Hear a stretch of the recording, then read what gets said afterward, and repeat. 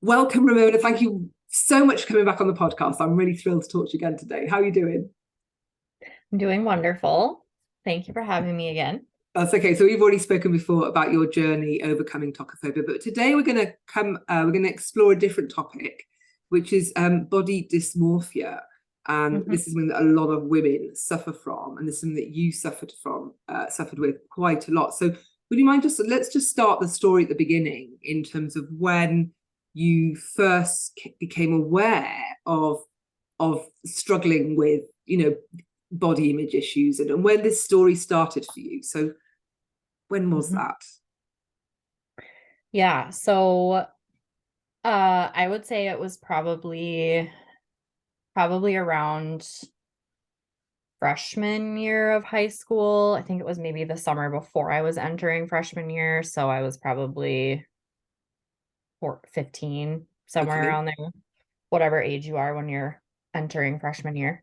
Um, and I kind of started I don't think that I don't think I realized it at the time, but what was happening is I think I was starting the process of puberty, right? Yeah. So did not have my period yet, that would happen the following summer. But I think my body really started to kind of go through that process of puberty and like developing all of those hormones. And I was always like, and this is part of body dysmorphia too, is I'll talk about myself like as I wasn't thin, but I was thin, but you don't see yourself that way when you have Mm. this skewed. Always like really, really like kind of rail thin, like I was a dancer, so like just really skinny, kind of, people would comment about that and make jokes about that, which that's a topic for another day of like how society kind of can perpetuate these narratives too, and it Mm. doesn't matter if you're telling somebody like you're skinny as a compliment, like we just should not comment on people's bodies because it leads to harm. But I started gaining a lot of weight. And when I say a lot of weight, again, it probably was very developmentally normal. And I was probably gaining a very healthy amount of weight for where I was, right? Like I was getting breasts and my butt was growing probably, right? Like all these things that happen to a woman's body. But I perceived that as I was getting fat and I was gaining weight. And so I really started excessively exercising. So that was kind of like my first kind of way that I was dealing with this. Um, I started like running. Like I hate running and I do not run to this day. And I will literally like if I was like in a serial killer movie, I'd be like, make it quick, I'm not running. Like, like I hate it. But I started running and I kind of picked up this running because I thought that that was something I needed to do to supplement being in volleyball and being in dance. Like I was already super active, but I thought that I needed to do more. Um, and that slowly morphed into restricting food. Um, and it kind of was started to kind of like decreasing the amount of food that I was eating in a day. Um, and eventually eating like one meal a day. And that was in front of my parents so that they wouldn't realize what I was doing. So I was basically just eating dinner. Um, and there's such a significant difference between, my mom has all these pictures on the wall. Like she has like all of our school pictures and they're like lined up next to each other in a frame. And there's such a significant difference between the year before this, like the school picture before that, and the school picture when I entered school that fall. Like the drop in weight like is so obvious in this picture. Like just to the, looking really healthy to looking really unhealthy. Mm. Um, so that's kind of always a marker. Like when I see that picture, it kind of always brings back kind of where Mm. I was at that point in my life because you can tell something was going on and Mm. this teenager was not taking care of her body. Um, so that's really kind of where it all started. And then it sort of has, it really has like, it just expanded from there. And I would say got significantly worse. Just literally probably until about a year and a half ago. Like, I mean, I'm 34. I mean, I still struggle, obviously, but it's much better. But from 15 to age 32, I mean, that's a long journey of like hating your body and like not liking it every time you look in the mirror. So, And so, when you saw those photos on the wall, did you see that in yourself at the time, or did you not see that happen I in don't think I front of your saw it eyes? at the time. No. I think it was something that as I grew up and as I went off to college, and kind of just became more of an adult, and your brain matures and you kind of start learning things just about Mm, yourself and the world, and you're interacting with other people, you're kind of learning about, like for me, especially like in college, a lot of things came to light for me because I'm a therapist and I studied to be a therapist. So many things come out when you're in school for that, and you're like, oh man, there's so many family members that are, have this or that. And then you start diagnosing everybody and it all goes downhill. But so I think especially that when you start to really kind of learn about the impact of some of these things, like whether you want to call it mental illness, whether you want to call it eating disorder, disordered eating, it's really kind of started to come into focus then when I would kind of look at those, go home and kind of look at those things. It was like, oh, like that was a really significant like shift in time. But it's crazy because when you're living through it, I don't think you really notice what you're mm, doing. And especially because again, society is going to compliment you, right? So mm, like the skinnier you get, the more compliments you get, the more whatever praise you get. yeah. So at the time I was like, oh, well, I just like look great. And like everybody thinks I came back to school and I just look great. Um, and in reality, it was like I was not treating my body very well. Mm. And so when you started learning or started studying therapy and maybe realizing, did you realize a little bit what was going on with yourself? Did you start getting a few realizations at that point? Or were you still, I don't know, is the word denial, or still not necessarily realizing how, was there a level of self-awareness that started coming about around how you're feeling? Yeah, I would say that there was self-awareness, but there was still quite a bit of denial. It still had a hold on me. Like I said, I really have only started to really develop a healthy relationship with food and with my body in the last year and a half. Mm, So I would say at the time it was more of like, oh, like, yeah, I remember when that happened. I remember when I was in high school and I was on the brink of an eating disorder. mm, And I remember when, I subsequently then also had a very unhealthy relationship throughout high school. Um, like first real boyfriend, that's always a huge big deal in a girl's life, right? mm, Um, and he really did a lot of damage. Um, and I kind of started realizing the damage that his comments had done and the way that he saw women and the way that he talked about women and what their bodies should look like. I mean, gasoline to a fire. To an adolescent girl who already hates her body, and then you get a boyfriend who wants you to look a certain way. I mean, that spreads so fast.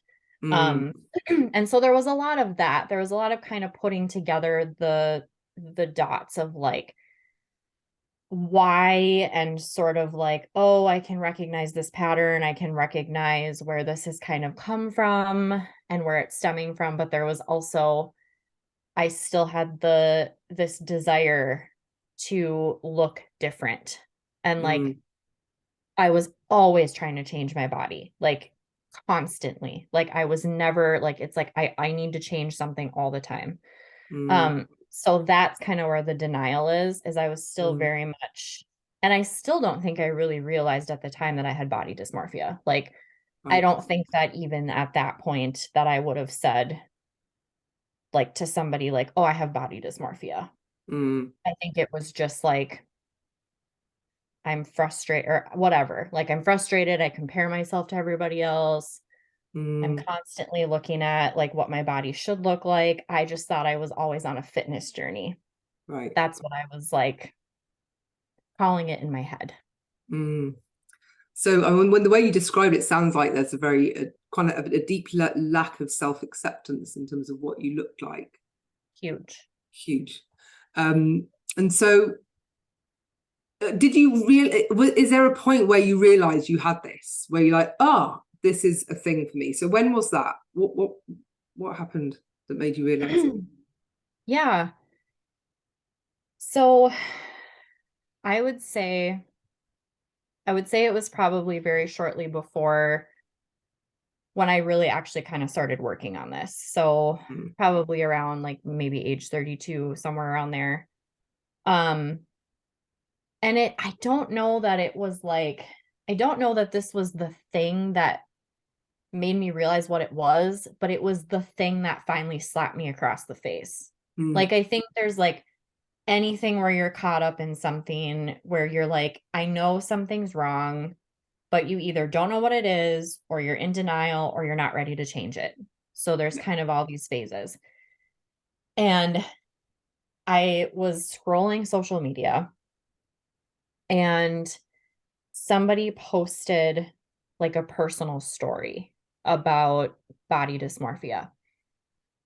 And they had like this picture of themselves, but then they also had this meme on the side of the picture.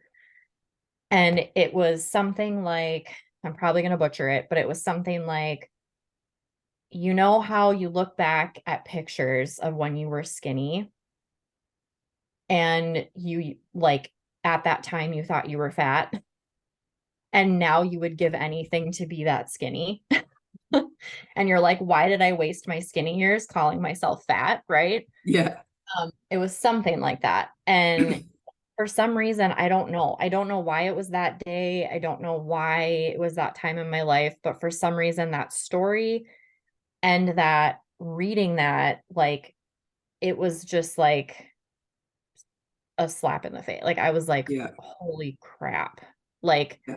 this is my whole life. Like, Yeah. my whole life is this. My whole life is looking back at pictures and being like, I wish I was that skinny. I wish I was that skinny. And not only that, but trying to be that skinny. Like, trying to keep my body at the same place that it was when I was 15. And that is physically impossible. Right. Like there's nobody that can do that. Like Yeah. it's just not gonna happen. Yeah. Um, and so I think that's when it really kind of hit me that like I think I actually have this. Like I think I actually have this disordered body image. And I think that it goes a lot deeper than what Mm. I initially thought. Had anybody in your family tried to talk to you about any of this? Do you remember? Does that, or maybe you just have no recollection, or you just blocked it? But do you think that anybody had tried to mention it to you? No. I think that I think the closest I ever came probably was when my parents, the summer that I was restricting, Mm, my parents actually noticed, um, and started to kind of put some dots together that I was like right. eating once a day. So then my mom started kind of questioning me about it. And she started kind of making comments, which then I very quickly stopped that behavior. I like very quickly was like, okay, I need to stop because she's on to me, right? But there was no like conversation about why or what might be going on. Um, and it probably wasn't until I got married to my husband, that I think that's probably what, and I think that's also what slowly kind of brought this out too. Mm. Um, because he would constantly, like, if I would make a comment about my body, or if I was starting a new whatever workout trend, diet trend, whatever you want to call it, um, he just would be like, I just don't understand. Like, why are you don't need to change anything about yourself. Like, why are you always doing this? I don't get it. And for him, it was like he was legitimately trying to figure it out, and he was legitimately Mm. like confused. And to him, he's like, it doesn't matter. Like, first of all, it doesn't matter what you look like. Like, I don't care what you look like. I don't care about your physical appearance. I don't care if you gain weight. I don't like, none of that matters to me.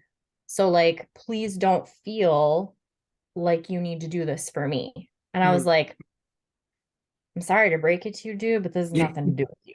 Yeah, yeah. This is all Like, me. like it literally doesn't matter. Like, you can tell me a million times that you love me the way I am, and I'm still gonna try to change myself. Yeah. Like, this is all about my own self-esteem, dude. So let's fast forward then to the pregnancy journey and how, I mean, so we've already had a conversation about tokophobia and how this was something you suffered with. But as you're sort of facing this family planning phase, how were you how did all that feel to you? The pregnancy, the obvious change in body that brings. How was that manifesting in your head? What was going on? Well, that's part of the reason why I did not get pregnant for so long. That was part of, probably one of the biggest parts of my tokophobia was that. Mm. My body image and body dysmorphia played a huge role Mm. in that. Um, and so I really started to, when I actually started to kind of work on myself in therapy, like, I was working with a therapist, we were kind of untying all of these knots of like how the narratives became narratives, and why I spoke about my body the way I do, why I look at my body the way I do. And so I was really doing a lot of work around this body image, body dysmorphia, Mm. trying to develop a healthier relationship with food, and really working on a lot of that.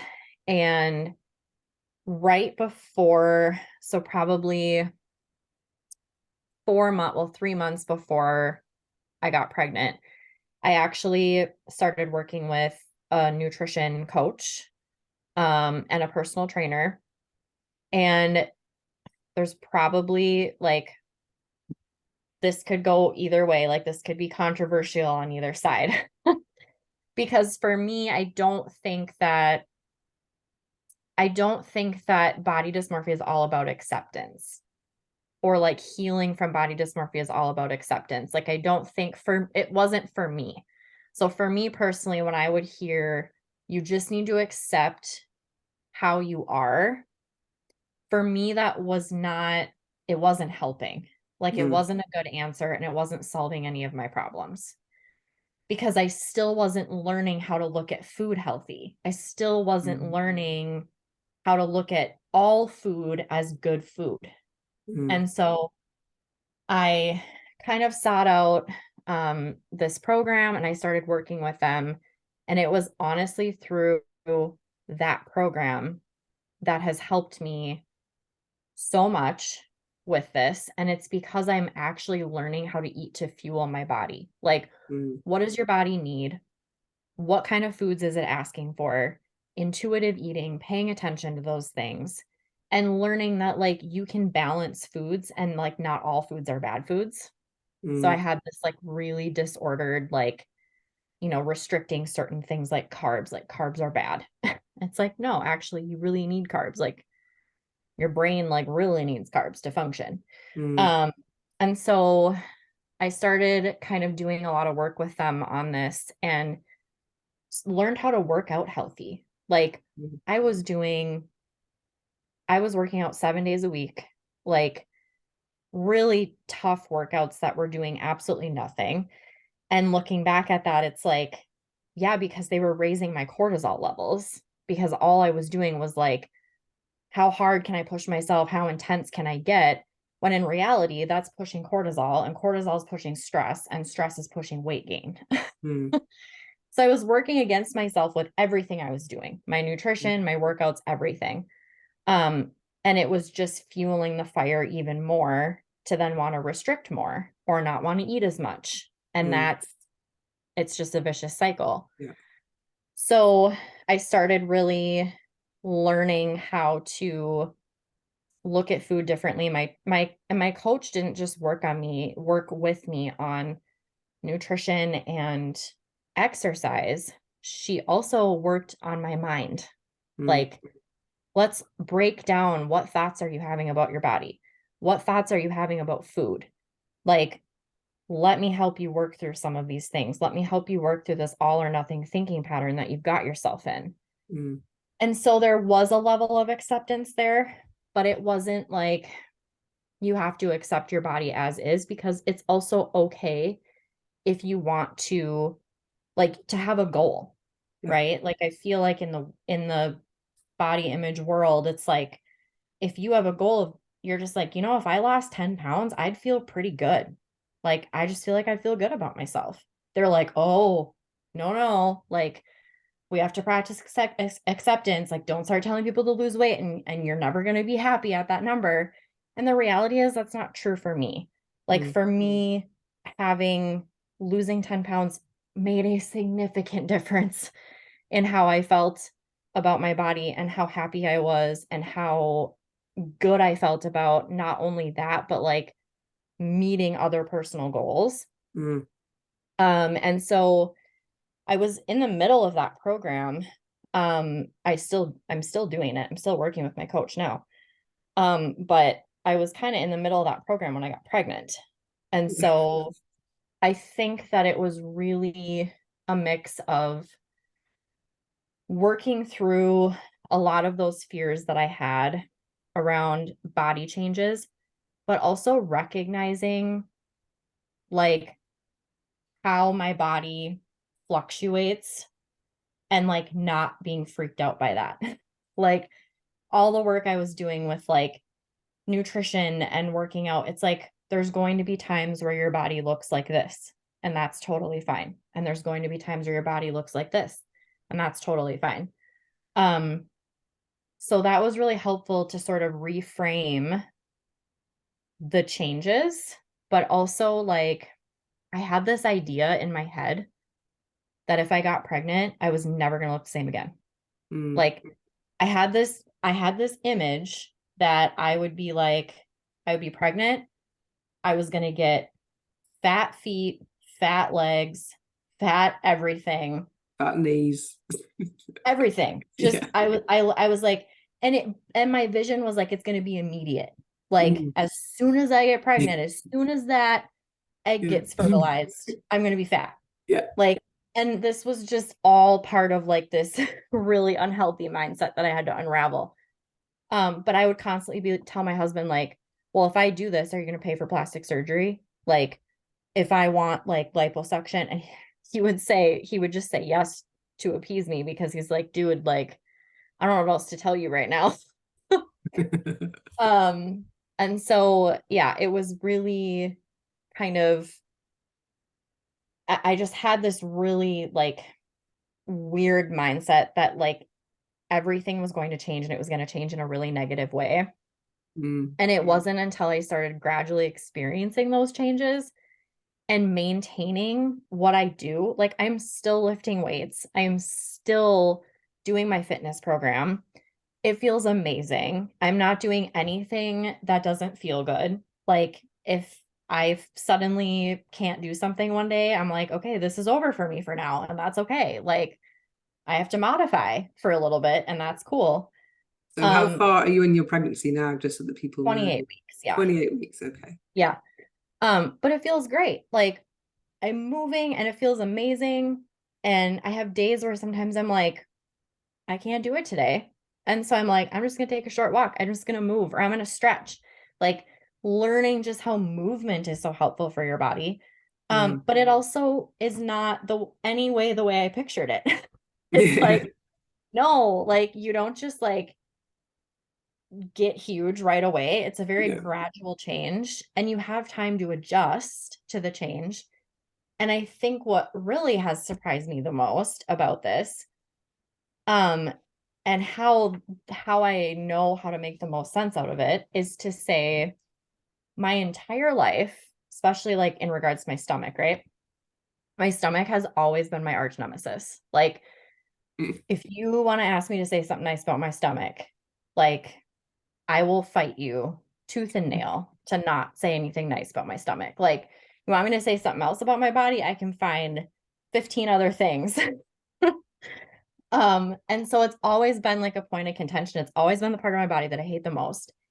And I've always just been like, how can I make this look as skinny as possible? Right. So like sucking in, and like how do you stand and how do you pose like in a swimsuit? And like literally like this is the stuff that like body dysmorphia does. Like you sit and you obsess, and it's like you will spend hours obsessing about like how to stand in a swimsuit so your stomach looks skinnier in front of a mirror, and it's ridiculous.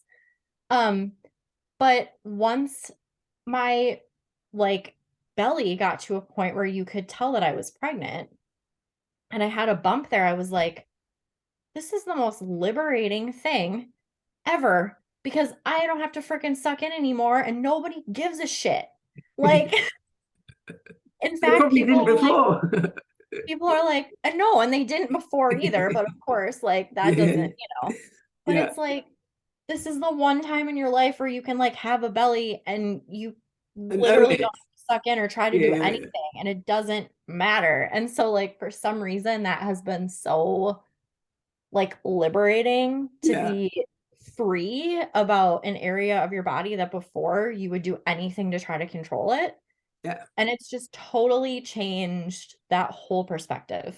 Like, even just like the part about people caring. Like, I'm just Mm. like, nobody cares. Yeah. Like, literally nobody cares. So let's rewind back then to the work that you did around tokophobia. And so, I mean, for those that haven't heard the conversation I've had with Ramona, then we worked together to help you to overcome your tokophobia, which is the extreme fear of birth and pregnancy. And so, a lot of the themes, like you talked about body changes, and that is that's a huge theme for many people that suffer with tokophobia, because they don't like change, they fear change. And when the body might change, well, it's not might, it will change because of pregnancy, then that's a change too far. But other changes will also be difficult for them, potentially, maybe changes around the relationship, changes around their life. And obviously, introducing a child in your life does introduce some kind of fairly significant, irreversible changes to body, life, relationship. Of So course. yeah, so this body changes theme is one that I come across a lot with women with tokophobia. And so but then the other themes, which I'll just touch on briefly, that are also very present in many women with tokophobia, are the sense of not being in control, like the fear of losing control. And so that can be losing control of your body, the fact that my body is changing and I'm not in control of this. So I can't now go to the gym and tone up. I can't do anything because I'm getting bigger by the day. And there's something else in control of this process, not me. And it's the idea that there's nature is in charge of this, not me, that feels that triggers a lot of fear and anxiety in people. And then there's also another strong theme for many women is this sense of feeling trapped within the process of pregnancy. Now, once you get pregnant, you're stuck in that process, unless, of course, you lose a baby or choose to abort, which some women do that because of the fear they experience. So you're kind of trapped within that natural process. You don't have control over it because it has. So there's a loss of control. And then your body is changing. So these three big themes cross over. Like basically, you have to confront them during pregnancy. And so these were some of your things that you had on your list, weren't they? All of them. But I suppose the biggest one for you was the body changes one. Is that fair to say? Yeah, I would say that the biggest one was control. Oh, no, of course, yeah. Because the body stuff goes with control. Yeah, like right. if I can control how skinny I am, then everything's going to be okay, right? Yeah.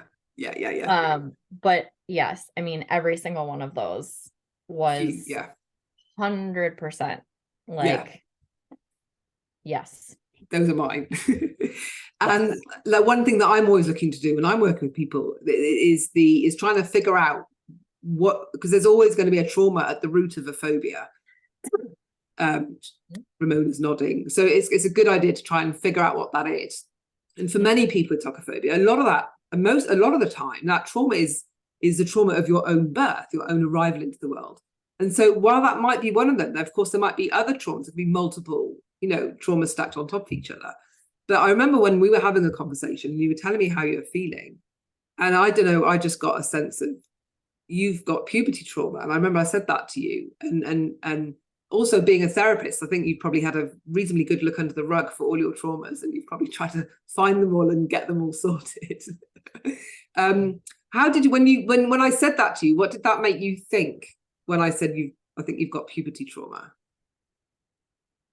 It was honestly the most helpful sentence that anyone has ever said to me, because that was not something that was even on my radar.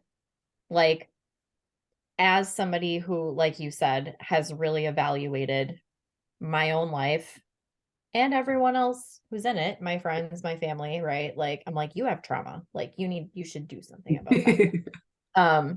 You just really can never shut it off.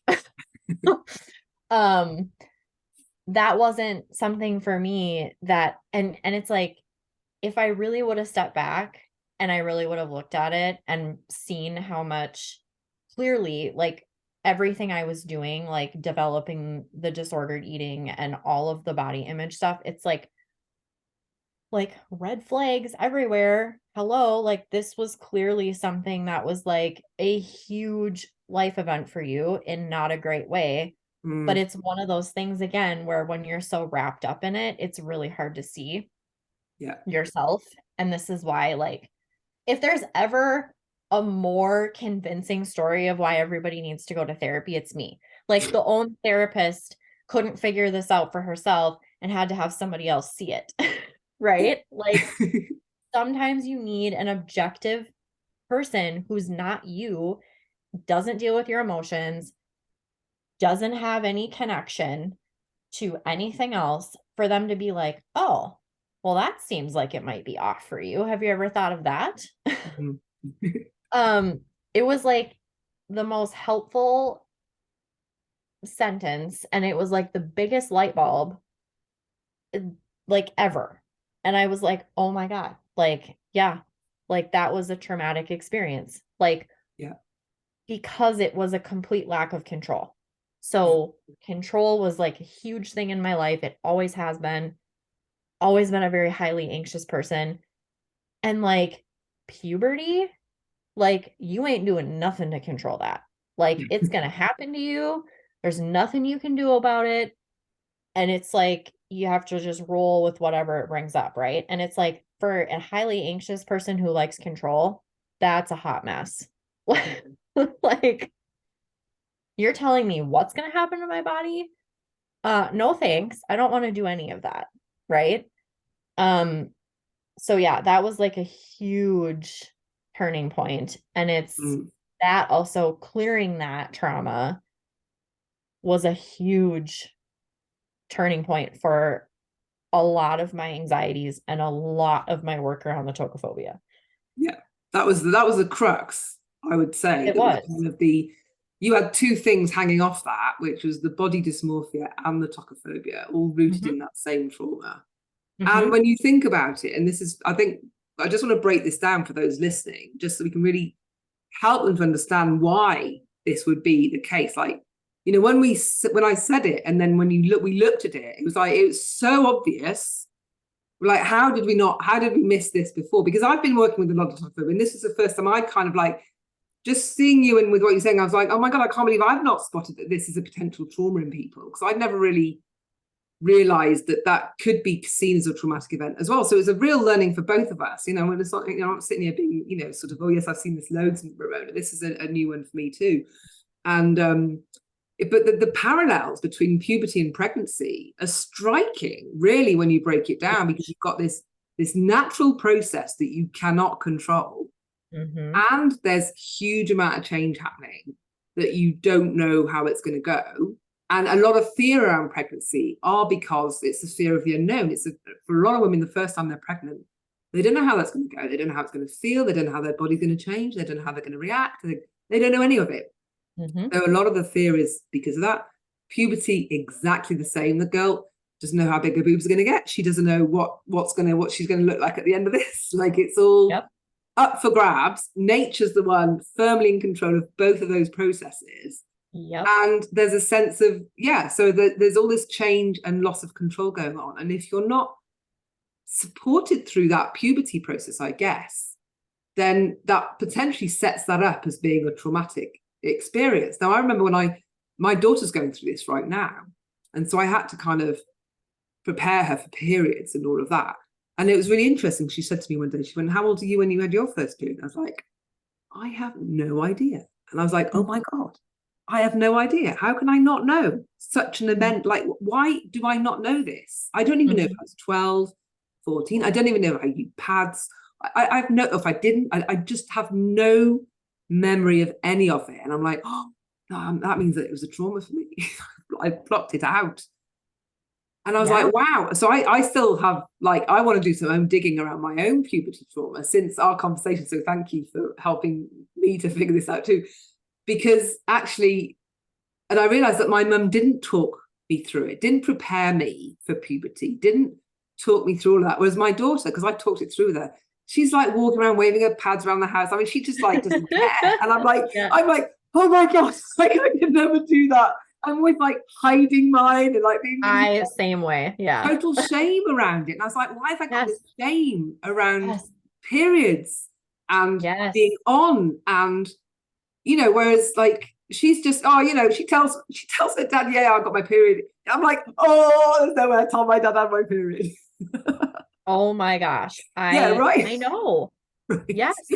So I'm just wondering, like, did your parents prepare you for puberty? I mean, it sounds like they probably didn't, but when you look back, you think, well, my mum did talk about it. We did it at school. I don't know, like, what was your lead up to puberty like? Did you have any kind of help preparing?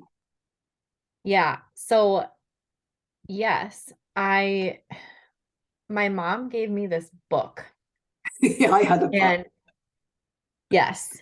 And it was like, and it like, so like looking back at it, I'm just like, this was so sweet. And like, I think she approached it so beautifully. But at the time I was just like, no, like, this is embarrassing. What are you doing? Right.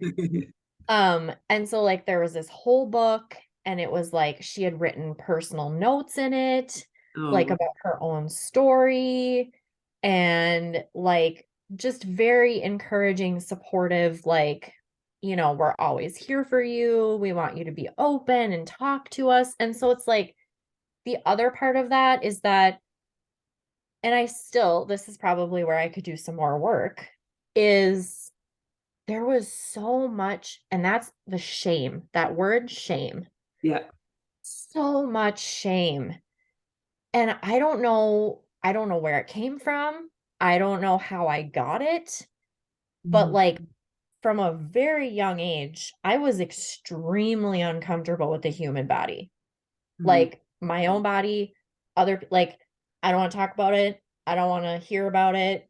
I don't want like anything to do with my own stuff. Yeah. And I still don't know quite where all of that stems, because again, I've done a lot of digging. I'm like, was there sexual trauma?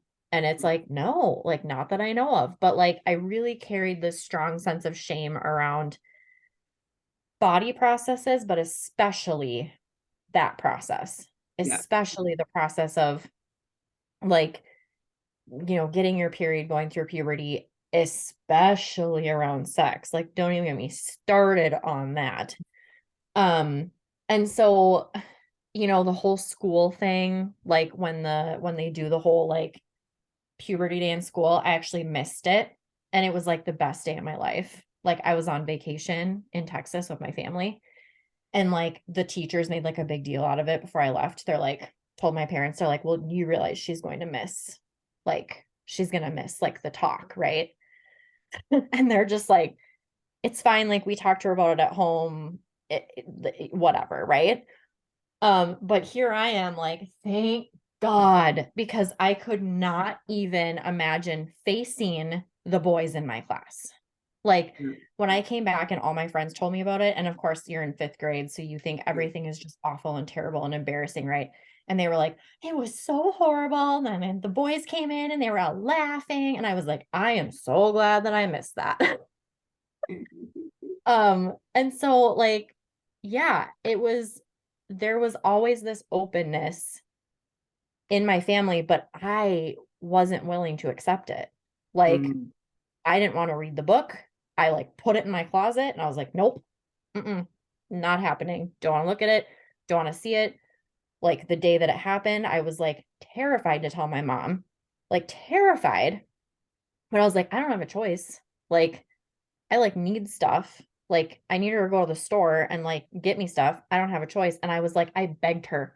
I'm pretty sure I was like on my hands and knees, like, don't tell dad. Like, just don't tell him. Like, he doesn't ever have to know. I mean, isn't that like when you hear that, it just sounds, yeah, I totally relate. And I just think that doesn't Yeah. that sound crazy that this Yes. is the natural female body function Yes. for us to Yes. feel so much shame around it? Yes. But is just mind blowing. And I just think I think the culprit is ancestral trauma. I think it's got to be the memories of women before us that we're carrying, because women were ostracized for bleeding and they were stuck in Yes. a house at the edge of the village and couldn't come in and can't. I mean, even there are some places in the world where that still happens. And I think that's what we're carrying within us. And certainly when I'm going to dive in and look to do a puberty healing, trauma healing Yeah. workshop, like some kind of healing activation for people. And I think the ancestral piece is going to be massive. So I think we've got a lot of Yeah. stuff that we're carrying from generations of women that've had to struggle with this. That's my view. I don't know, what do you think? Yeah. No, I mean, that's a great point. Like, I mean, I see generational trauma all the time, Yeah, like with the work that I do. I mean, the studies out there about how, I mean, the ACEs study is a huge one. Like, any research that you read around, especially like the Native American population, indigenous populations, I mean, there's 3, 4 generations down the line that have symptoms of PTSD mm, from their grandparents or great grandparents being in boarding school. Like, it yeah, legitimately changes your DNA. yeah, And so, yeah, I mean, I do think that there's probably some of that. And also, our society doesn't help, right? yeah, Our society is still so cruel to women when it comes to our bodies mm, and what they should look like and what they shouldn't look like and all these different things. And so it's like, no wonder we're yeah, ashamed and embarrassed and we carry all of this with us, because it's like we can't do anything right. yeah. Like, So for you, I mean, you're now like, seems like you've really kind of through the other side with this. Is that fair to say?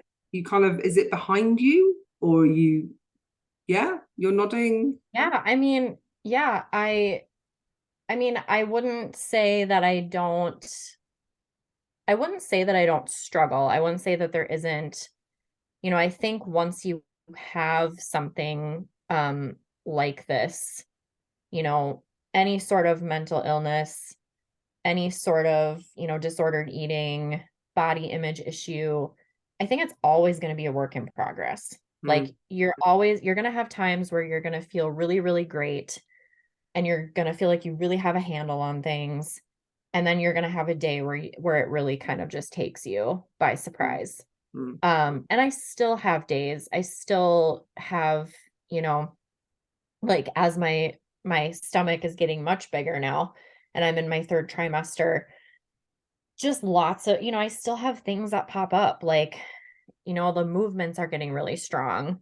Um, and I'm starting to starting to get just the tiniest bit uncomfortable sometimes. Mm.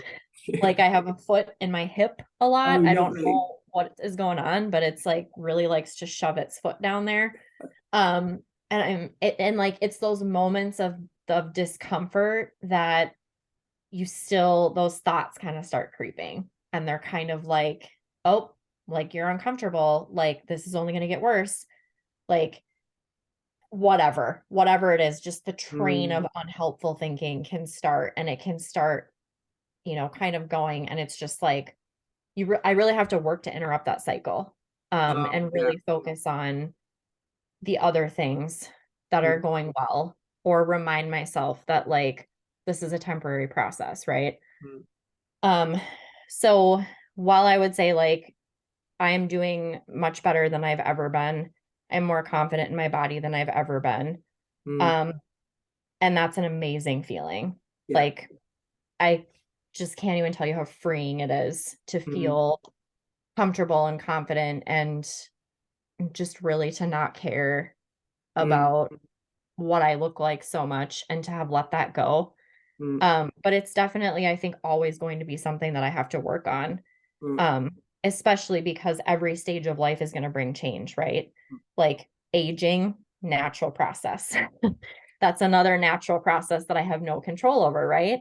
Right. So I think throughout stages of my life, menopause, aging, postpartum, I think these are all things that I'm really going to I just have to be a little bit more diligent Mm. than maybe the average person Mm. on like really using coping skills and really trying to keep those like the train from completely derailing. Mm. So do you think it was the healing the puberty trauma that kind of was the crux of not the road to recovery, but like the downhill part? Was it downhill after that, or did you, because you've done a lot of work with your nutrition coach and you've been doing a lot of beforehand, but I just wondered whether the turning point was that trauma, was healing that trauma, was that, It or something honestly, else? yeah, like it really did a lot to change how I think and how I feel. Mm. And I think what was really powerful is I combined that with the work that I'm doing with my therapist right now. Mm. I'm doing accelerated resolution therapy specifically around my birth. And so we're doing a lot of work around reframing my fears around what if I need a C-section? What if Mm. it doesn't go the way I want? And so we're doing a lot of work around that to prepare myself for my birth. And so right after I cleared the puberty fear with you, I Mm. did a session with her. Mm. Um, and accelerated resolution therapy kind of allows you to reframe and sort of Mm. rewrite your own narrative.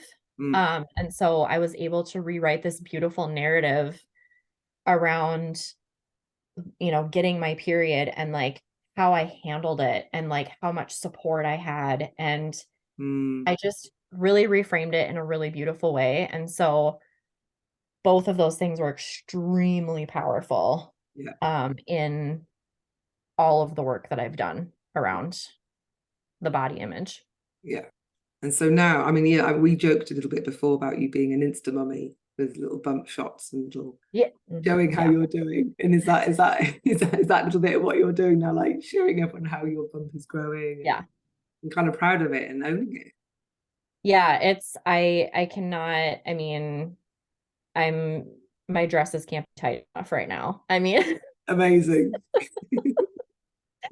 I mean, what a yeah. transformation, really. I think, but also a testament really to the appetite that you have. I mean, obviously you're a therapist, so that kind of naturally we would expect there's a bit of an appetite there to kind of dig in your own closet a bit.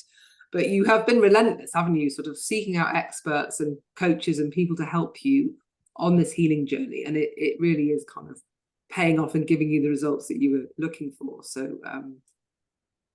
So yeah, kudos to you. I just want to give you a big hug and a high five for that, because not a lot of people step up to do that. They kind of maybe shy away from that because it's not easy work to do, the inner work. It's It does not. require a lot of kind of soul searching and confronting who you are and being real about that. And that's Yeah. not an easy thing to do often. So, but yeah, you've kind of done that. So for anybody that might be struggling with body dysmorphia, that also that really wants to be pregnant, and that kind of was you, if you had any advice to offer anybody that was you back then, that is facing that now, what would you say to them?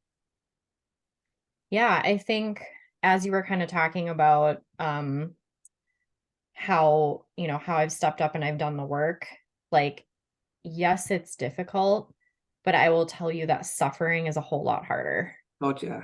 Um, like I would do this work 10 times over versus being where I was Yeah. 2 years ago.